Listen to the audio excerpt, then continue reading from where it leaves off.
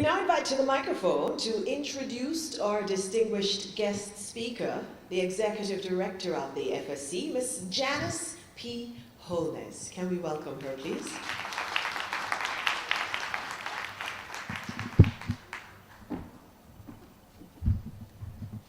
Thank you. Good afternoon.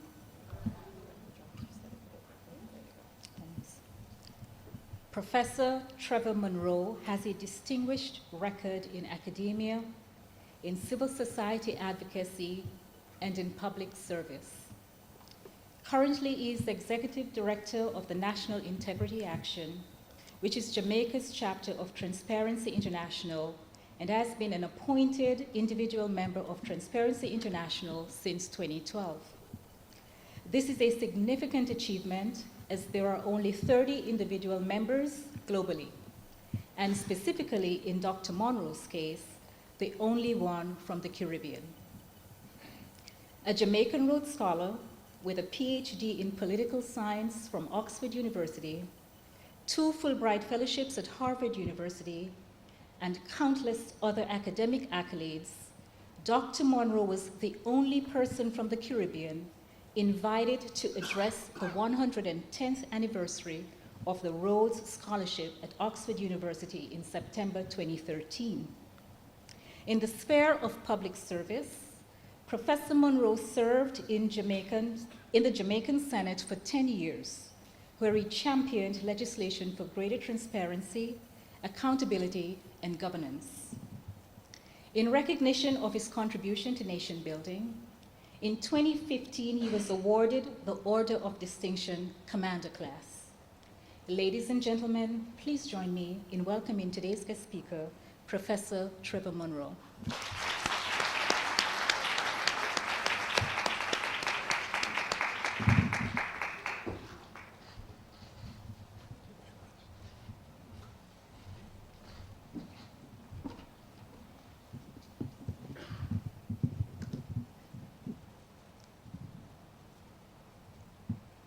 Paula Ann, distinguished chairman of the FSC, former chairpersons, I acknowledge the fact that this may well be a St. George's Old Boys reunion. I see Mike Hilton, Howard himself, some others who are here who shall remain nameless. Allow me first of all to thank Executive Director Janice for her very kind words of introduction. In the very same breath, I would like very much to warmly congratulate each of you awardees. So many of you have hidden talent. I was really impressed by my friend in the back, who seemed to have been doing better than Elaine. I was so happy she didn't come to me, because I would have croaked and perhaps closed down the function. I was very happy to accept the invitation to share this evening with you, not only because I wanted to associate myself with the congratulations and the celebration of all of you long service awardees. I think too often in Jamaica, we do not sufficiently celebrate those who have served well, those who have served long, and those who continue to serve. And I wanted to be here to share this celebration with you. But there's a very important second reason for my ready acceptance, and that is that National Integrity Action, despite being a civil society organization, a non-governmental body, shares much in common with the Financial Services Commission as a regulatory body. And one principle we share very much in common is that core value, integrity. Integrity meaning the quality of honesty, of having strong moral principles, the quality of fairness and impartiality.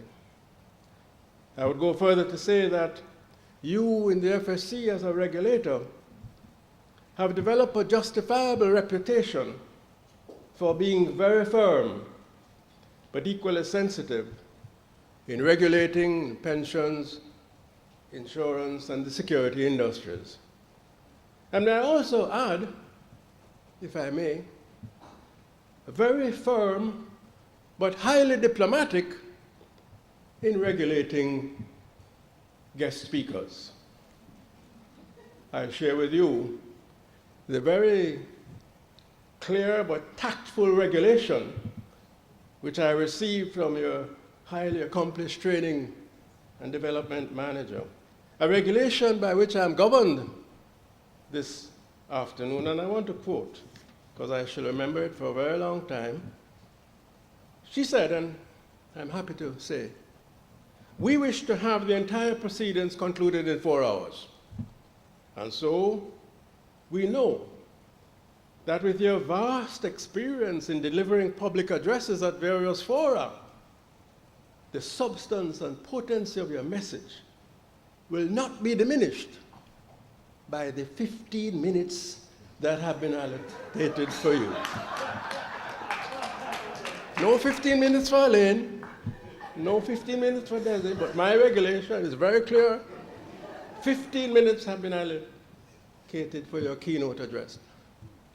She must have been speaking to my dear wife Ingrid, who tells me all the time, you chat too much, you chat too long.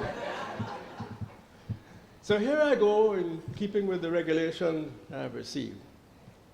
You asked me to relate my message to the chosen theme, effective regulation, a catalyst for economic growth and innovation. May I broaden that theme a bit to effective regulation, a catalyst for good governance? And might I also suggest that the best way to understand this theme is to appreciate its opposite. Ineffective regulation, a catalyst for economic crisis and bad governance.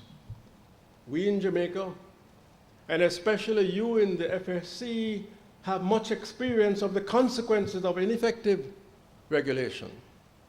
Between 1996 and 1999, ineffective regulation led to financial crisis, requiring our government to intervene to assist many financial institutions, an assistance which contributed to the escalation of Jamaica's debt to GDP ratio from 75%, can you imagine that? 75% in 1997 to over 130% by 2011. As you know, the servicing of this debt over the years has unavoidably led to reductions in government expenditures for health, for education, for national security, for infrastructure. And most of all, the austerity program, which inevitably followed, has meant immense pressure on the majority of our people, which continues to this very day. Similarly, the wider international community experienced ineffective regulation. Ineffective regulation contributed immensely to the 2008 global financial crisis, the worst economic disaster since 1929. And amongst the hardest hit were and remain the youth population. Today, ladies and gentlemen, across the world, there are 71 million young people remaining unemployed. 165 million young workers who are below the poverty line. That's 13% unemployment amongst the youth. Globally, we in Jamaica are still at 30% unemployment amongst our young people. And 20%, 1 in every 5 Jamaicans, as we speak, live below the poverty line. In the context of our shared value of integrity, please note that the United States Government Commission of Inquiry appointed to look into the causes of the financial crisis concluded that a main cause was, and here I quote, systemic breakdown in accountability and in ethics, end of quotes. And let us note in passing that this breakdown was not so much at the grassroots, but at the very head of the stream. the extent of wrongdoing in high places compelled the United States Securities Finance Commission in October, up to the end of October 2015, to impose $4 billion in fines for unethical conduct on blue ribbon companies. Goldman Sachs, JP Morgan, Bank of America, Bear Stearns, Citigroup, Deutsche Bank, among others. So there can be no question. Ineffective regulation was a catalyst to economic crisis, to bad governance, and ultimately to extraordinary pressure on the most vulnerable in Jamaica, in the Caribbean, and across the world. But as you know, and as we in each of our lives have experienced, out of crisis comes opportunity. And this crisis of ineffective regulation provided opportunity to strengthen international standards. For example, in the International Organization of Securities Commissions. In Jamaica, out of this crisis of ineffective regulation came the birth of the Financial Services Commission in 2001. And I dare add that out of similar crises in other sectors of national life have been born public sector entities to oversee and fulfill supervisory and regulatory functions. Out of the corruption allegations of the mid-1960s and beyond were born successively, the Parliament Integrity of Members Commission, the Office of the Contractor General, the Corruption Prevention Commission. Similarly, out of the crisis of electoral maladministration, among the worst in the world, as we were in the 1970s, where dead men regularly voted, dead women too, where individual voters like you and I could cast our vote many times, and voter turnout in many constituencies was 105%, more than was on the electoral list. Out of all of that came the Electoral Advisory Committee, now the Electoral Commission of Jamaica, a world-class standard-setting body. And similarly, more recently, out of the excessive use of force and too many evidence-based allegations of extrajudicial killings have come the Independent Commission, INDECOM, to investigate abuse of police power. So, ladies and gentlemen, experience teaches that adversity, both here and abroad, provides the opportunity for institutional intervention and innovation and potentially effective regulation. I emphasize opportunity, which does not automatically translate into reality, nor does potential necessarily into realization. And for that to happen, at least two things I would suggest I want to share with you. First of all, and most important to each of you, the regulators, whether in the FSC or elsewhere, must demonstrate professional will, resist partisan political interference with your independence, perform with integrity without fear or favor. That's the first thing. And secondly, government must listen and act expeditiously on the findings and recommendations of the supervisory bodies unless there is some very special reason not so to do. On both counts, Jamaica has had good and bad experience. On the very positive side, I'm happy to say the Financial Services Commission has been exemplary, and you awardees and your leaders over the years must be warmly congratulated for your role in that exemplary performance. Since we're on a long service award, may I take you back to March 3rd, 2006. Despite unavoidable and anticipated backlash, investigators from the FSC, with support from the Financial Investigation Division of the Ministry of Finance, raided the offices of Olint and seized relevant material. 3 weeks after, you issued a cease and desist order.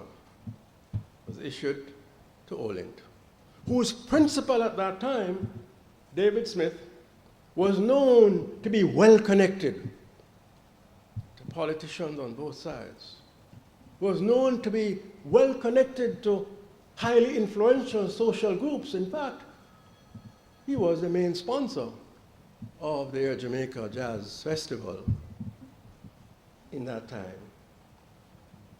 But this did not deter you. You acted with integrity, without fear nor favor. And as so often is the experience of those who not only talk the talk, but walk the walk of integrity, of effective regulation, pushback was strong against the FSC. You were accused and hauled before the courts for exceeding your authority. In the newspapers, you were accused of using Gestapo tactics and all manner of evil. But you persisted right up to the Court of Appeal. And may I say, in your experience and in mine, truth shall always triumph over falsehood, good over evil, right over wrong. Jamaica's Court of Appeal ultimately vindicated your action as entirely within the law and completely justifiable.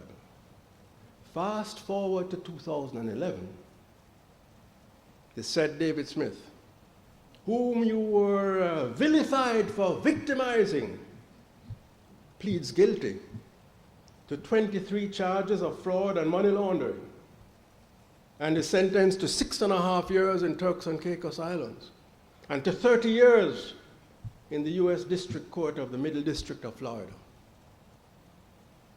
May I congratulate you in the FSC, your leadership, and your long service awardees. Congratulate you on behalf of Jamaica. If you did wrong, it would be heard to the ends of the world. You've been vindicated, but who remembers that? I, on behalf of the public, wish to apologize for the lack of commendation and to congratulate you most warmly for setting an example for other regulatory bodies.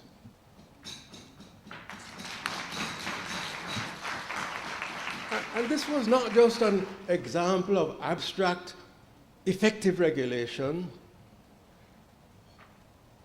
The International Monetary Fund in 2009 did a research paper.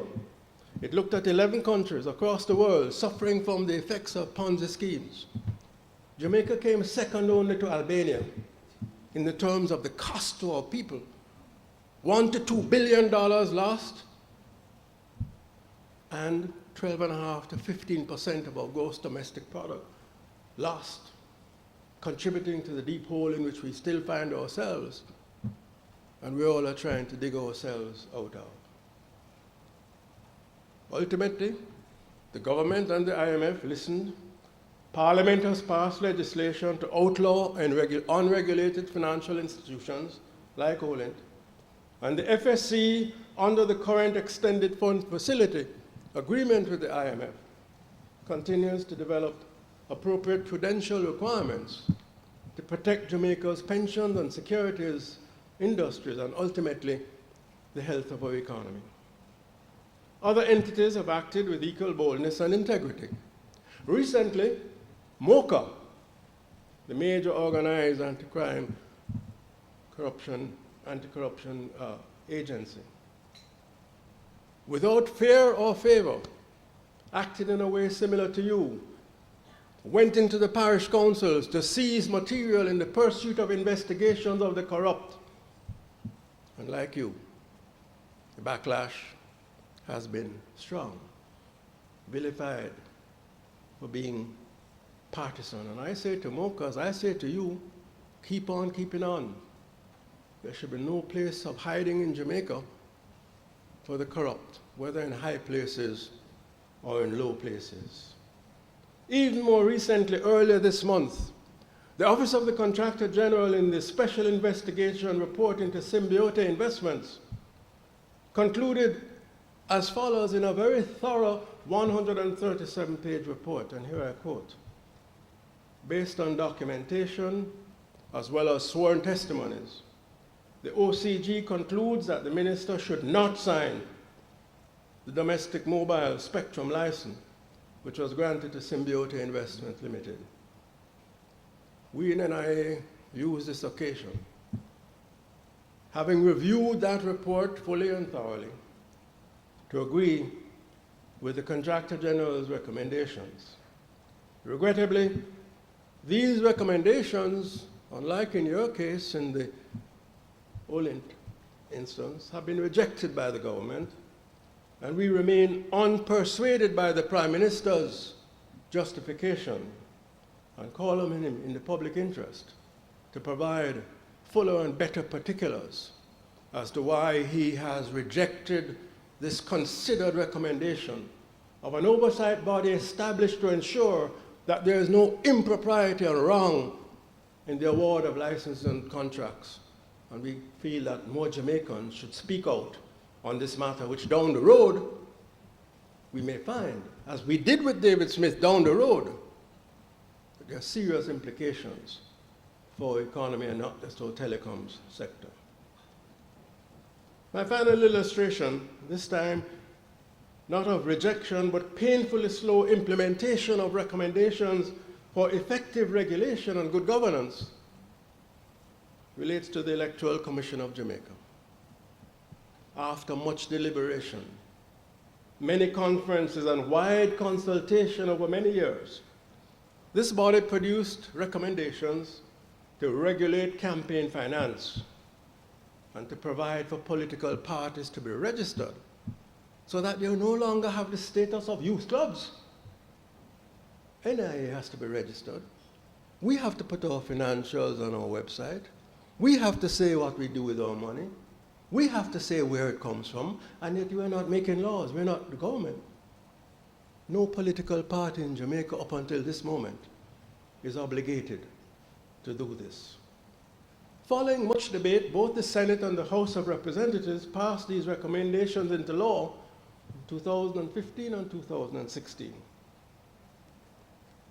thereby taking important first steps to ensure, let us be clear, ladies and gentlemen, first steps to ensure that politicians and political parties, indeed that Jamaica's democracy is not hijacked by foreign money and foreign interests, whether Chinese, Venezuelan, or otherwise.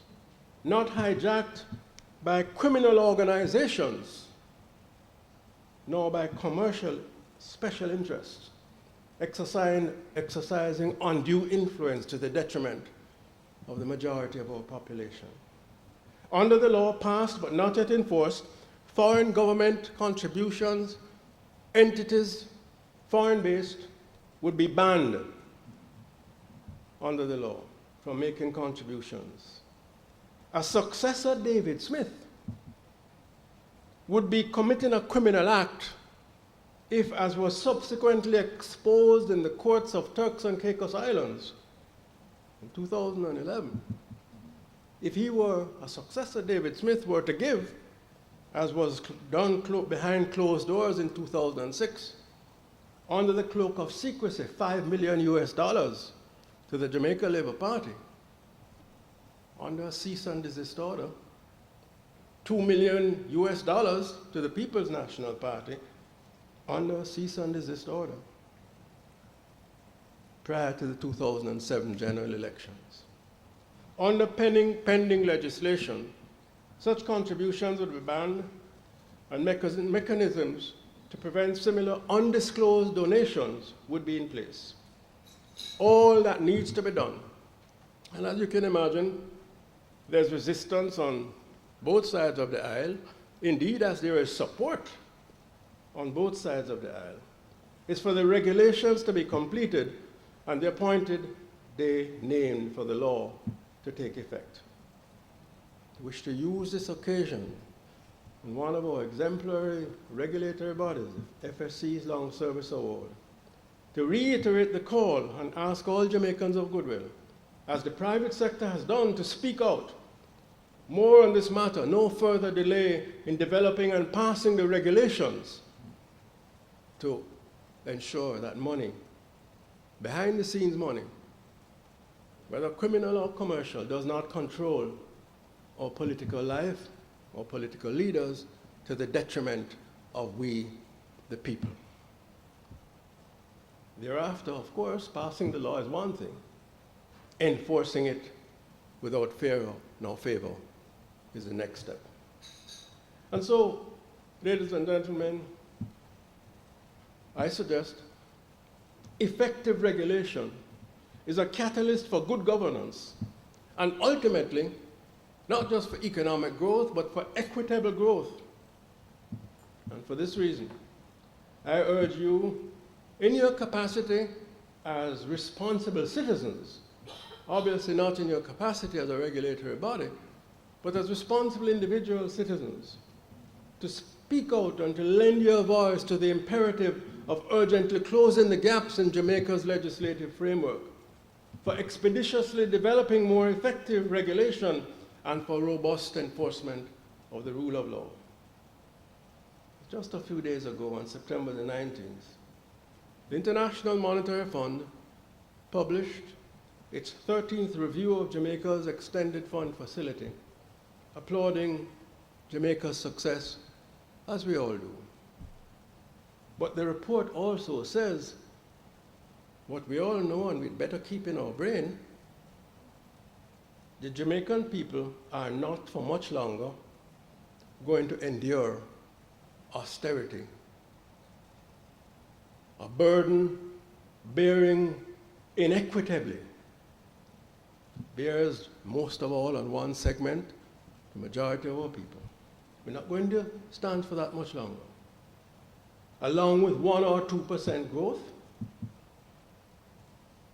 insignificant, decent job creation, and unacceptable living conditions. 1 of every 5 living below the poverty line in 2016, at the same time as our country has the second highest income distribution gap between the top and the bottom in the entire Western Hemisphere, second only to Suriname on the latest figures which I have seen. And of course, this doesn't lead to the usual protests and, happily, not to upheaval and to revolt, but what it leads to is people turning on themselves. Youngsters singing songs in celebration, scamming there, dancing. I only heard the song yesterday, and believe you me, what little clear I have left, I'm about to follow my friend Mike. It's going to drop out. If that is what our youth are celebrating across this country, and not knowing the difference between right and wrong, then we had better get the act together, provide equitable growth by way of effective regulation and opportunities that provide a meaningful alternative to what is going on now. I see my regulator looking at me, and I remember my regulation, 15 minutes. And therefore I want to conclude by saying just this. Where political will is fractured, is weak, is anemic, and ineffective, it is professional will. Professional will in regulatory bodies like FSC, amongst you who are all here. It is professional will that has to step up to the plate in the OCG, in MOCA, in the Auditor General's office, in bodies similar to your own.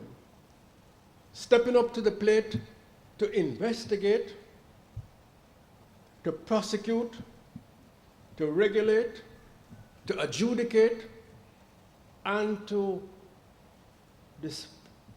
display or I think the better word, is to distribute exemplary punishment, especially to those in high places who in Jamaica as elsewhere believe that they have impunity and are beyond the touch of the law enforcement and indeed of regulatory bodies. So, FSC, on this occasion, our new commissioners or previous chairpersons or current chair, management team, I beg you, on behalf of our people, to continue to set an example not just of talking the talk, but walking the walk of integrity, administering the law without fear or favor, and the pushback will come. I say to you, be not afraid. Ultimately, what you stand for will triumph. Uphold the FSC's core values: fairness, accountability, and most of all, integrity in Jamaica's national interests. I hope I have complied with your regulation. Thank you very much.